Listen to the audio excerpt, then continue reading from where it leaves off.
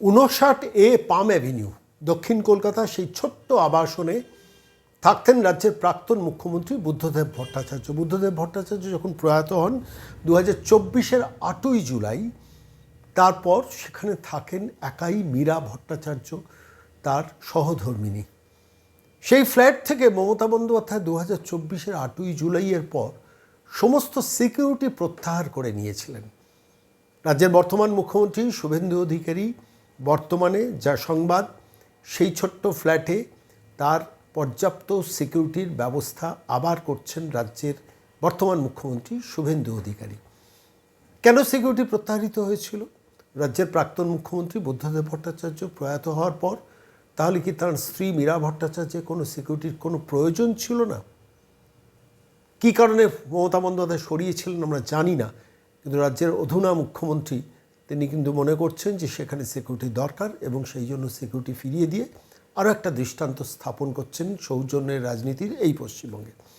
দেখুন, আমরা সাম্প্রতিককালের গত কয়েক বছরের রাজনীতি যদি পর্যালোচনা করি, দেখেছি রাজ্যের বর্তমান মুখ্যমন্ত্রী শুভেন্দু অধিকারী পরিষদীয় বিরোধী দলনেতা থাকাকালীন, রাজ্যের বিরোধী মূল মুখ থাকাকালীন হাজার রাজনৈতিক ডিফারেন্স সত্ত্বেও বুদ্ধদেব ভট্টাচার্যকে একজন পরিচ্ছন্ন রাজনীতিবিদ বলে মনে করতেন। তিনি একাধিকবার সেটা বিভিন্ন সংবাদ মাধ্যমের সামনে প্রকাশ্যে বলেছেন। বুদ্ধদেববাবু সৎ রাজনীতিবিদ ছিলেন, তার সঙ্গে বামপন্থী ঘরানার সঙ্গে আমাদের হাজার মতপার্থক্য থাকলেও আমি মনে করি যে তিনি অনেস্ট পলিটিশিয়ান ছিলেন।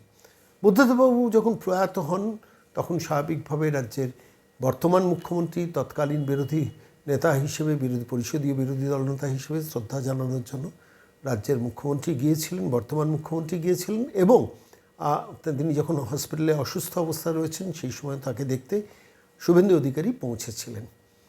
সে সময় দেখা গিয়েছিল সৌজন্যের রাজনীতি, যেটা যে কোনো জীবন মৃত্যুর ওপারে থাকা উচিত এবং সেটা মেনটেন্ড হয়েছিল।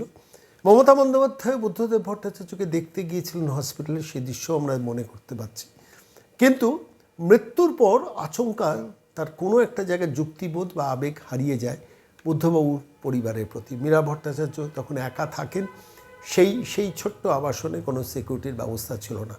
বর্তমানে রাজ্যের মুখ্যমন্ত্রী শুভেন্দু অধিকারী সিকিউরিটি রিভিউ করতে গিয়ে যখন বুঝতে পারেন যে মীরা ভট্টাচার্যের ফ্ল্যাটে কোনো সিকিউরিটি নেই, সঙ্গে সঙ্গে দ্রুততার সঙ্গে সিদ্ধান্ত নিয়েছেন, যা লাস্ট মিডিয়া রিপোর্ট, যে বুদ্ধবাবুর ফ্ল্যাটে ছোট্ট সেই 59 পাম অ্যাভিনিউয়ের ফ্ল্যাটে ফিরছে রাজ্য সরকারের, রাজ্য পুলিশের বা কলকাতা পুলিশের পর্যাপ্ত সিকিউরিটি।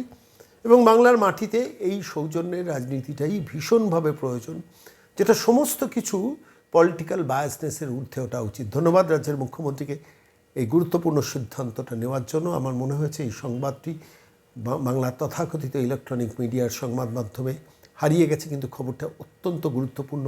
আমার মনে হলো খবরটা কি জানতেন, এই সেগমেন্টে খবরটা দেওয়া উচিত।